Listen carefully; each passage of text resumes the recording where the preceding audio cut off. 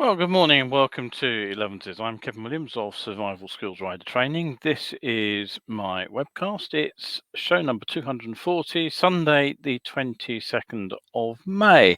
It's a rather lovely morning out there at the moment. I've seen a little bit too much of it. I woke up ridiculously early today. But if you're going to be out there on your bike later, it looks like a nice one.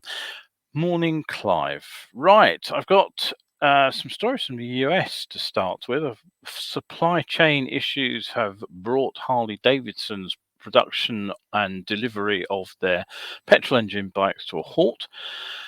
4 people were injured when a Florida police officer tasered a suspect in a petrol station, of all places. Behavioural reasons could explain why US traffic deaths have hit a 16-year high. We'll then have a look at the National Motorcyclists Council's position on motorcycle decarbonisation here in the UK. And we'll finish off with some items on automated driving and how cars with driving assist features actually fall short in traffic conflicts. The next update to the highway code in the UK, however, could make it legal for drivers to watch movies when on autopilot mode. Meanwhile, researchers at Aston have developed smart traffic lights, which I have to say is an incredibly overdue development. So stay with me for the next 30 odd minutes whilst I take you through today's news. Don't forget, if you have anything to say, any questions you want to ask, drop them into the comment stream. I'll try to get back to you during the show if I possibly can. If I can't manage it during the show, it will be at the end. All right, okay, on with the news. Now, what have we got for you today? A couple of housekeeping items before I go any further. The mini ride out, which was scheduled for Saturday, 28th of May at 10 o'clock, it's going ahead, but there was a route change, just in case you didn't notice this earlier. We'll be heading out from Beaconsfield into Oxford rather than my proposed route, which was up into Essex. That's had to be cancelled because there is a cycling event going on the same day, which is actually closing roads that I was planning to use. So rather than attempt to route round it, I'm just using a completely different part of the home counties. And secondly, on Wednesday, I'm afraid there'll be no show because I'll actually be heading back from Cornwall, where I'm delivering a Science of Being Seen presentation to Cornwall IAM and the local MAG group. It's a joint meeting down there. That'll be Tuesday night at 7:30 in a place called Laydock. You're more than welcome to pop in. Incidentally, if you're down that way, it is a public meeting. And again, the information about that is actually up on my Tiny HQ site and also on Facebook. So no show Wednesday, next show Sunday, May the 29th. Terry's looked in. Good morning, Terry, and so has Kevin. Nice to see both of you. Terry, of course, is from New Zealand. Right, so what's going on in the world of motorcycling? Well, supply chain issues have forced US motorcycle manufacturer Harley-Davidson to temporarily halt assembly and shipping of the brand's petrol engine motorcycles. Now, it's said to be for 2 weeks. The statement was made on Thursday the 19th and said that the cause was a compliance issue with a regulatory compliance matter with a component from a third-party supplier. Okay, I'll try and spit it all out here. Now, Harley-Davidson had no additional comment to make at the time and did not identify the part or the supplier. And so at the moment, production at 2 manufacturing plants in Wisconsin and Pennsylvania have been halted. Harley has 3 factories in the US, 2 in Wisconsin, the others in Pennsylvania. All Harley-Davidson motorcycles for the US market are assembled in the US, although Harley sold in Europe since 2018, I believe, have come from a Thai assembly plant, and that was in order to avoid retaliatory tariffs on US products, which of course included Harley-Davidson and Levi jeans, incidentally. And that was imposed by the US in response to tariffs placed on the export of European goods to the US by former President Donald Trump. So even US assembled machines, however, do rely on parts manufactured outside the US, quite a lot of components, in fact, apparently. So they get parts from Germany, Taiwan, Japan, Mexico, and Italy. Now, there's plenty of speculation online, as you'd expect, but the company recently disclosed that semiconductor shortages were affecting production lines and that it was seeking alternatives. Now, that suggests it could be electrical components sourced from China. As you probably know, there's been a major outbreak of COVID and another lockdown, which has closed the port of Shanghai, and it's severely disrupted movements of goods from that country. Suppliers could also have been impacted by changes in legal or regulatory requirements is another possible reason. Now, the immediate result was a 9.3% drop in the company's share price in trading. The Milwaukee-based Harley-Davidson reported a drop in first quarter profits in April this year, so margins were already being squeezed, and that was higher costs and chip shortages. Now, ironically, if it is an electrical component was the problem, the Harley Livewire brand, which of course is their electric motorcycle offshoot, is unaffected, and production of their electric motorcycles, including the new Del Mar motorcycle, continues uninterrupted. Now, whilst there has been a move to reduce stock across the board pretty much to basically it avoids the need to sell off a previous year's model at a discount when the next year's model appears in the showrooms, manufacturers usually ensure new bikes are in good supply. But it seems even the latest 2022 models, for example the R7, which is in hot demand, supply chain issues appear to be affecting deliveries of that bike, and it appears to be affecting all the major factories too. I don't think I've actually seen an R7 on the road yet. Reports from riders here in the UK suggest that orders being placed with Kawasaki and Yamaha today are unlikely to be fulfilled until the autumn. Right, let me take that banner off the screen, which I forgot. Now, head into any petrol station and you'll see big warnings about the use of electrical equipment. You're not even supposed to use a mobile phone on a forecourt for fear of a spark causing a fire. But what did a sheriff's deputy in Florida do? Well, as another police officer tackled a suspected motorcycle riding gunman from behind, knocking both the rider and the motorcycle to the ground and spilling petrol since he was in the process of refueling the bike, the deputy actually fired a taser, and that resulted in injuries to 4 people, 2 of them seriously. The electrical discharge triggered what has been described as a horrific explosion. His lawyers say the incident cooked Jean Barreto as he suffered third-degree burns over 75% of his body. The other deputy was also caught in the fireball and suffered burns to half his body, and 2 further law officers actually suffered minor burns. Barreto's legal team reported that the motorcyclist is still undergoing potentially life-saving but excruciatingly painful treatment and is due to be placed in a medically induced coma whilst he undergoes further skin grafts.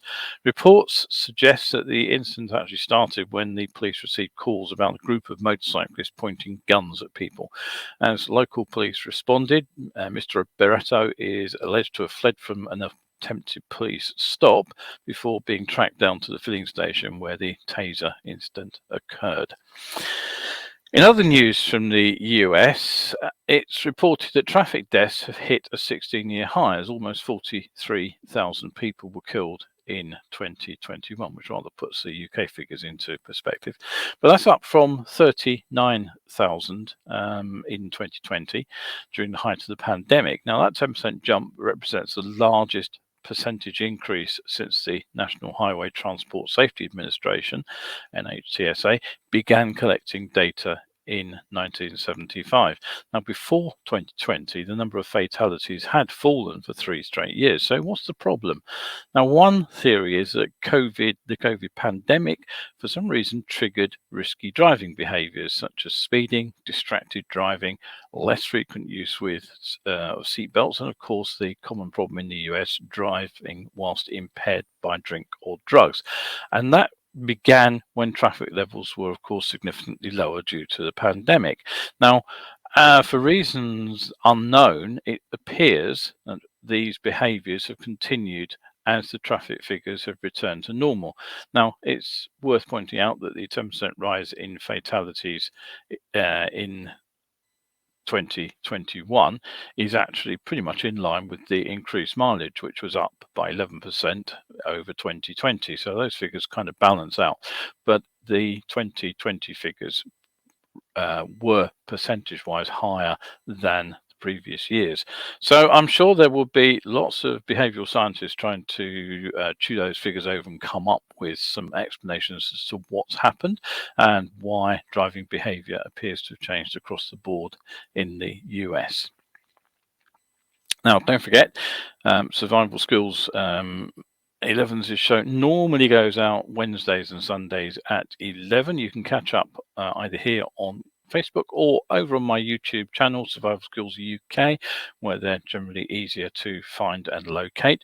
But due to the fact I'm down in Cornwall, there won't be a show on Wednesday. The next show will be a week's time, Sunday next week. Right, a couple of comments. What have we got here? Terry says there's some bonkers things happening in terms of component supplies. One of our local personal watercraft importers received a shipment of Sea-Doos without the benefit of having the engine's ECU supplied. Yes, that would be rather helpful, wouldn't it? And Kevin describes the PC, or the police officer, I should say, involved in the fireball incident as a book. I think that probably is understating things a bit, really, but there you go. Right, now, as I'm sure you all know by now, the government has actually laid out plans to phase out all ICE-powered motorcycles in the UK by 2035, and possibly even earlier, they say, if the situation allows.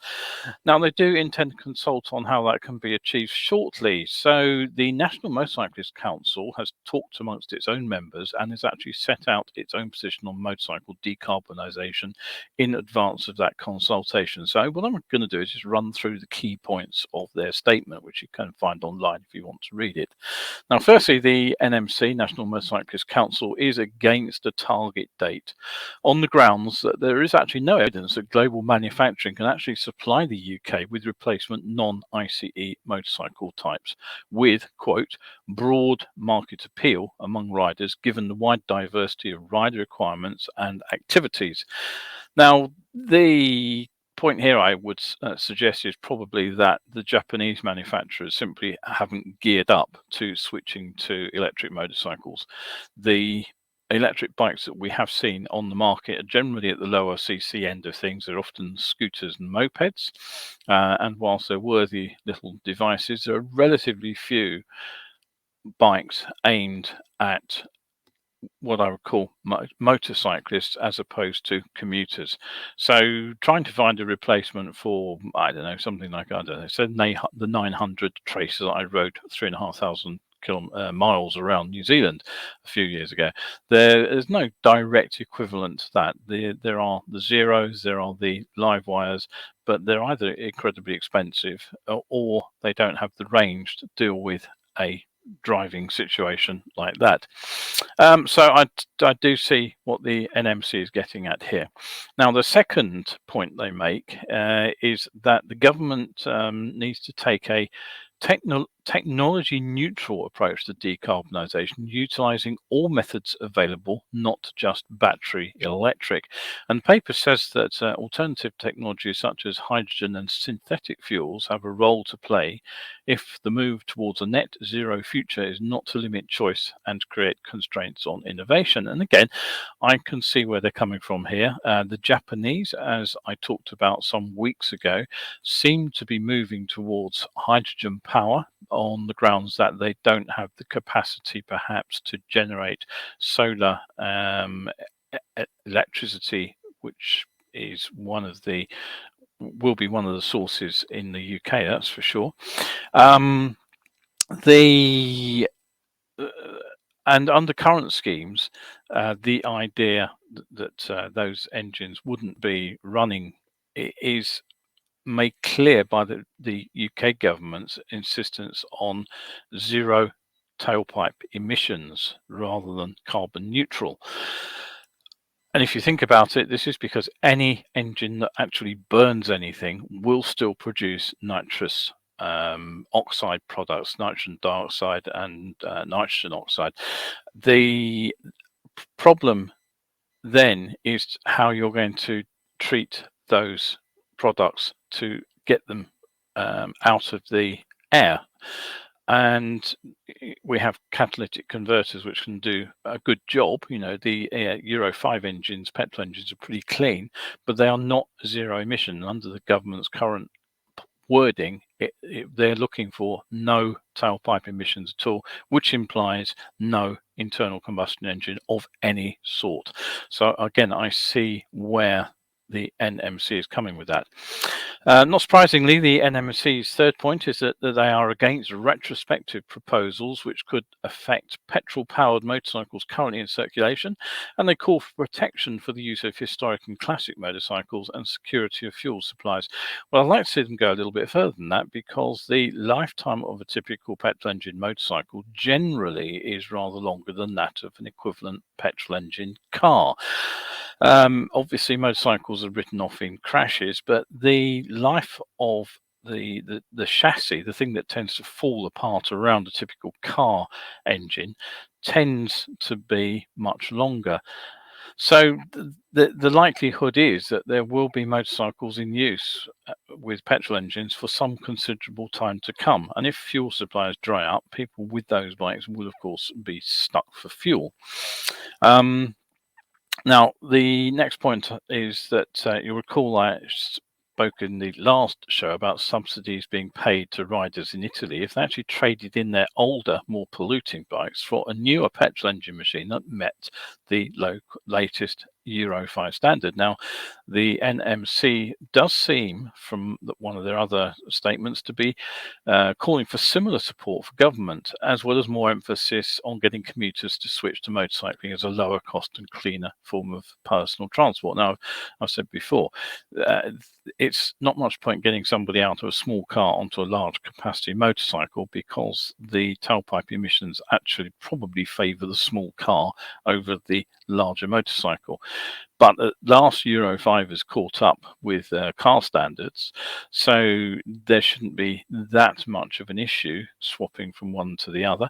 But again, if you can get people onto small bikes, then the fuel consumption goes down dramatically, and the result is so do tailpipe emissions. So there are benefits for small petrol engined machines too. The paper does highlight the fact that 2021 surveys by MAG and FEMA, MAG in the UK, FEMA in Europe, both suggest that many riders are unwilling to give up riding ICE motorcycles. Well, partly I suspect that is the usual sort of motorcyclist stick in the mud, not particularly keen to change anything attitude. Partly I suspect it's lack of opportunity to ride electric motorcycles and find out how they work. At the end of the day, I don't need lots of noise to propel me from one place to the other. I'm quite happy riding anything that gets me from A to B. The riding experience is actually the two wheels, not so much the motor that's between them. But I do understand that other people like tinkering with engines and things, and frankly, there's nothing much to tinker with a petrol engine. So we're all different. We all approach things different ways, and I can understand that point too. Finally, the executive director of the NMC, Kerry Clinch, he said there was a need to consider how the changes should be implemented at a time of rising prices and against a backdrop of fragile global economies, coupled with post-pandemic supply chain issues, plus knock-on effects from the war in Ukraine. What I think he's suggesting there is that it will take more than 13 years for everything to recover from the huge changes to the world. Right, okay, so a couple of comments there. Terry says the last people who will potentially ride the last of the newly manufactured internal combustion powered motorcycles have already been born. Yeah, I guess that's probably true, and that's something, you know, again, we have to factor in, I believe, that people do grow up expecting and using things that we probably didn't. I've talked about rider training here in the UK in the past. I can quite clearly recall that when the pursuit test was brought in to replace the old round the block test that I did, where the examiner sort of hid on a street corner and jumped out in front of you because he was on foot, and that was replaced by a pursuit test. Everybody said it would be so much more difficult, nobody could pass it, and that would be the death of motorcycling. And of course, we had CBT, which was a compulsory session before you actually were allowed out on your roll plates, and people said that would be a death of motorcycling. Then there was direct access and ditto. Everybody said it would be too expensive, too complicated. In fact, it actually drove a lot of people into motorcycling because now they had a defined training course that they could follow. So there are, every generation there are changes, there are new challenges that the older generation has to face, but very quickly it becomes the norm for people. And Terry says that absence of noise is a discussion point in the respect to safety. Yes, I tend to agree with that on electric vehicles. Although having said that, I heard an electric car as I was facing the wrong way on the street, making the mistake that I should have remembered from my biker down training days. Never look the wrong way when you're standing in a stream of traffic. It was the electric car I heard. It was the petrol engined one just in front of it that I didn't. So make of that what you will. Right, okay, moving on swiftly. Don't forget, if you do enjoy the show, if you do find it useful, do pop over to my Ko-fi page. Do support me over there. A cuppa buys you obviously access to hundreds and hundreds of better biking articles. I've been putting stuff up on Facebook for a decade now, unbelievably, and many of those articles are over there, about 700 in fact, which you can access for the price of a cuppa. Right, okay, now moving on rapidly. Many road safety experts believe that the answer to fallible humans lies in the development of autonomous vehicles, but tests of 3 leading systems found significant flaws when the cars using them were confronted with traffic conflicts. Now, the 3 tests were performed by the American Automobile Association, AAA. They used 3 vehicles: the 2001 Hyundai Santa Fe with driving assist, highway driving assist, a 2021 Subaru Forester with something called eyesight, and a 2020 Tesla Model 3 with autopilot. Now, all these systems sit at what's defined as the second level of autonomous driving, which requires the driver to stay alert and be ready to take over control of the vehicle as necessary. And currently there are no vehicles available to the public that are capable of operating at a higher level, although there are other autonomous vehicles like dumper trucks, for example, which are entirely unmanned, I believe. Now, the AAA did test a range of scenarios. The collision avoidance system was activated. The driver drove at a set speed towards some target vehicles without making any action to slow, stop, or swerve. So in other words, replicating the inaction of a driver who isn't actually alert at the wheel. Now, the cyclist and the vehicle targets were lightweight. They're designed not to damage the vehicle and be harmless, of course, to the driver when they get run down. Now, one of the tests was to see how the vehicles responded to slow-moving cars or cyclists ahead of them in the same lane. And that essentially evaluates the adaptive cruise control feature of these vehicles, which decelerates or brakes a vehicle in response to slower or stopped vehicles. All 3 vehicles detected the problem ahead, whether it was a car or a cyclist, and was able to match speed or stop in response. But it was when faced with emergency situations that the response fell down. Now, in tests to see how they coped with oncoming vehicles crossing the centre line, which relies on something called ADA, only the Tesla Model 3 detected the oncoming car. And whilst it slowed the vehicle, the collision still resulted, despite the test happening at what the AAA described as unrealistically low vehicle speeds, in which the ADA-equipped vehicle was moving at just 15 miles per hour, 24 kph, and the target vehicle approaching at 25 miles per hour, 40 kph. So, you're looking at really sort of low urban speeds there. Now, when the tests were done at higher speeds, characteristic of rural two-lane highways, the AAA reported that it was unlikely the evaluated ADA systems would provide any meaningful mitigation in the absence of driver intervention. Now, Greg Bannon, who's the AAA's Director of Automotive Engineering, he said that the ACC tests were encouraging, but the head-on test should be enough to give drivers pause. And he said a head-on crash is the deadliest kind, and these systems should be optimized for the situations where they can help the most. The third scenario, which is probably of most interest to motorcyclists too, is what happened when cyclists crossed the vehicle path. Now, it gave slightly better results. 2 of the 3 vehicles took autonomous evasive action, but in each of the 5 test runs, the Subaru failed to detect the cyclist and hit the bike without slowing down at all.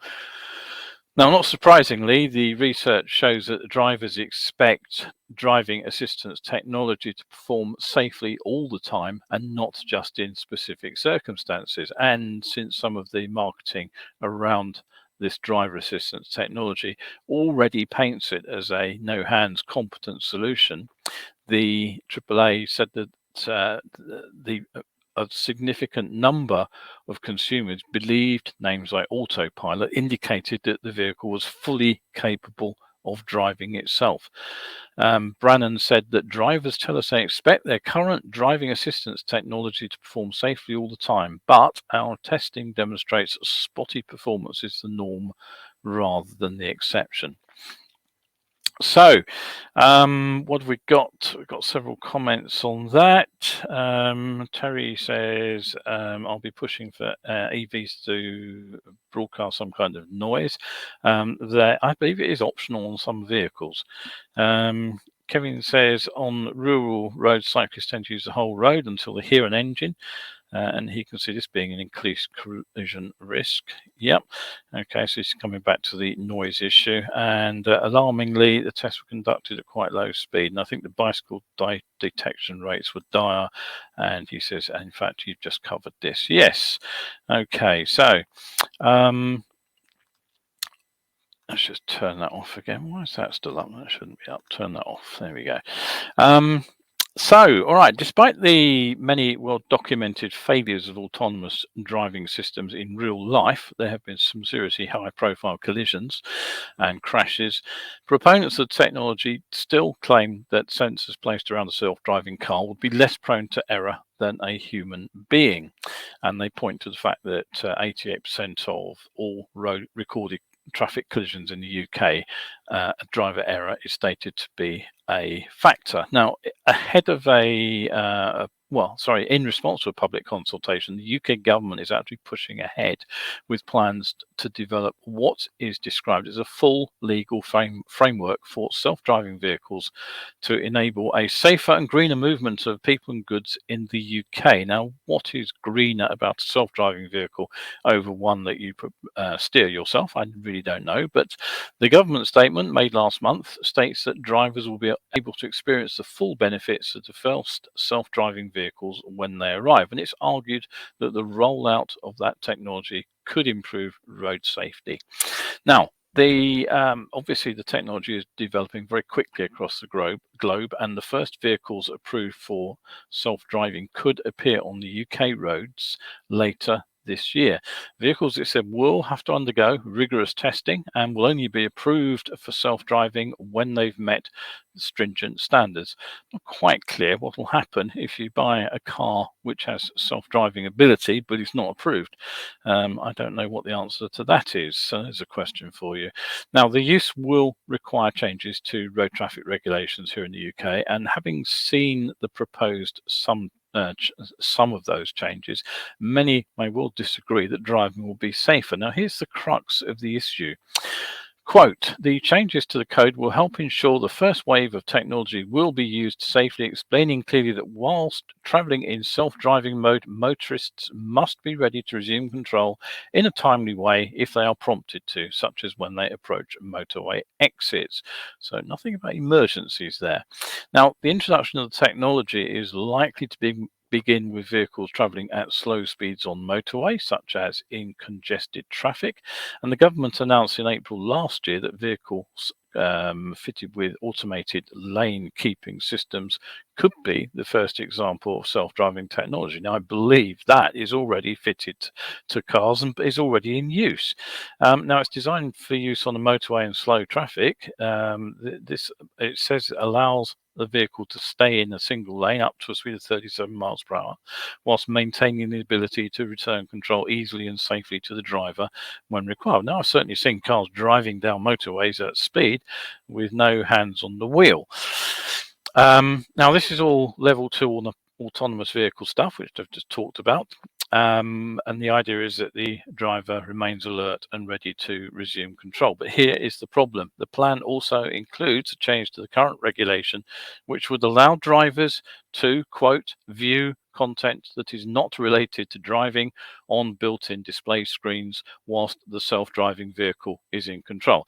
So as one driver put it, if you're watching a movie, how is the driver going to recognize a dangerous situation when his or her eyes are glued to a screen? That is not explained. I can just imagine the arguments in court between lawyers as they argue whether the non-driving driver was just on the ball despite having the TV on in the car at the time of the crash. Now, naturally, Transport Minister Trudy Harrison enthused about the proposal. She said, "This is a major milestone in our safe introduction of self-driving vehicles, which will revolutionize the way we travel, making our future journeys greener, safer, and more reliable. This exciting technology is developing at pace right here in Great Britain. We're ensuring we have strong foundations in place for drivers when it takes to our roads. In doing so, we can help improve travel for all while boosting economic growth across the nation and securing Britain's place as a global science superpower."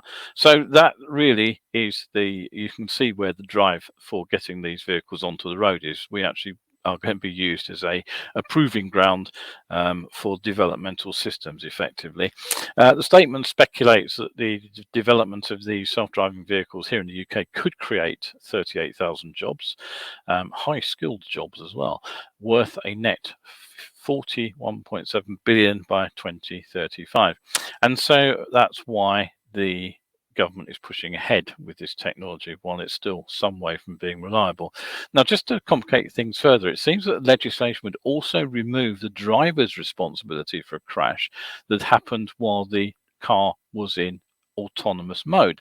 And then I assume that the insurance bill would land with the manufacturer of the car, who may well, of course, attempt to sue the developer of the software. I can see that one producing lots of income for the legal teams and plenty of complication for the driver, as the driver attempts to prove that they were actually doing everything they were supposed to do and the car didn't do what it was supposed to do. One final point: whilst you'll be allowed to watch TV under these proposed changes, the ban on mobile phones stays in place because, and I quote from the official press release, the greater risk they pose in distracting drivers as shown in research. I'd love to know how taking a mobile phone call on the move is more distracting than choosing your satellite TV channel on the move. Right, anyway, moving on from that story. Kevin says he does not have any confidence in level 4 or above autonomous vehicles. I have to say I don't have much confidence in what we have at the moment. And Terry is back again. A modified version of the Javelin guidance system. Well, we just have to get less I say about that, probably the better, Terry. Right, okay, thank you for that comment. Right, now, one of the key parts of interest in self-driving technologies is the future capability of vehicles to talk to each other and to the infrastructure around them. Now, this is something Terry actually mentioned a few days ago in conversation. And the idea behind this is if traffic can be kept flowing, then in theory, emissions can be reduced, which would thereby improve air quality in towns and cities. Now, to date, it seems that the largest amount of effort in developing these systems focuses very much on vehicle to vehicle and vehicle to everything V2, V and V2X.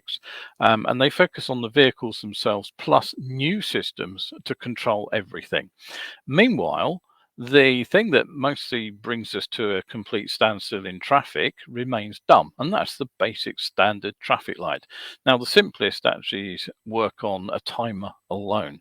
There are more advanced systems which sense the presence or absence of vehicles to change sequencing. But not always successfully, of course, when it comes to lightweight motorcycles. I still remember one junction in London I used to have to cross late at night on the way home from the office, and virtually every night I had to jump off the bike, push it over the pedestrian crossing because the sensor never picked up the bike. But anyway, that's a by the by. So frankly, with congestion continuing to rise, I'm amazed that nobody has actually looked at how traffic signals could be interlinked rather more cleverly. Some areas are networked together, but Aston University is now working to develop traffic lights that use artificial intelligence to cut queues. Now, the researchers say that the system basically takes live camera footage from the camera, and it changes the light sequences to adapt to traffic levels to keep the traffic flowing efficiently. Now, the developers say that a typical urban driver spends 115 hours of time and 894 pounds in wasted fuel stuck in traffic. So anything that could be done is worth attempting. Now, the developers actually hope to put this into operation on real roads last year. They've trained it so far via a traffic simulator, and the key point is that the system is capable of learning, and as it does, what it then goes on to do is try different approaches to solve a problem. If queues start to build, then it'll see what works, and then that one becomes the preferred solution until the time it doesn't work, and then it will try other options. So the Dr. Maria Klee, her reader in computer science at Aston in Birmingham, said, "We've set this up as a traffic control game. The program gets a reward when it gets a car through a junction. Every time a car has to wait or there's a jam, there's a negative reward." So she says there's no input from us. We simply control the reward system. And she says that the program can actually be set up to view any traffic junction, real or simulated, and will start to learn autonomously immediately. And frankly, I would say that if a fraction of the resources poured down the autonomous car route by manufacturers had gone into attempting to manage traffic flows more efficiently, I dare say we would have seen fewer jams for the last couple of decades. And then there might be less need to rush down the autonomous car route quite so rapidly.